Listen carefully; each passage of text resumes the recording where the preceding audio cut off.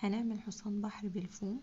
هنرسم حصان البحر على كرتونة ونبدأ نقص بس الزعانف بتاعته علشان هتبقى بلون وجسمه بلون، وبعدين نثبته على فرخ الجسم بتاعه، نثبته على الفرخ وهنمشي عليه بالقلم الرصاص، وبرده الزعانف بتاعته بلون تاني وهنقصقصها.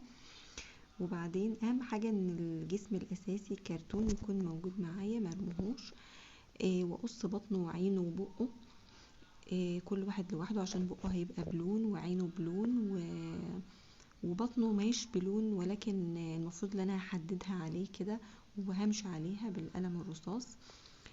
هقصقص بس عينه والزقها بمسدس الشمع.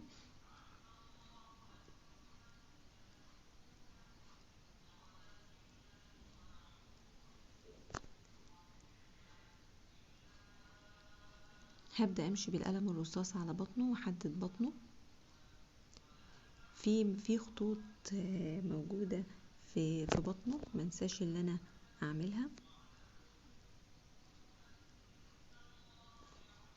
هجيب بقى الجسم الاساسي اللي هو الكرتون، او قبلها المفروض ان انا اثبت بس الزعانف بتاعته اللي في راسه واللي في ظهره.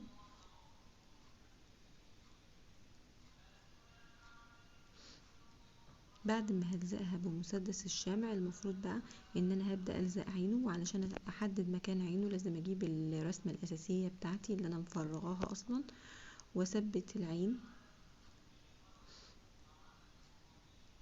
وبقه الصغنون اللي انا عملته قبل كده برضو اثبته مكانه.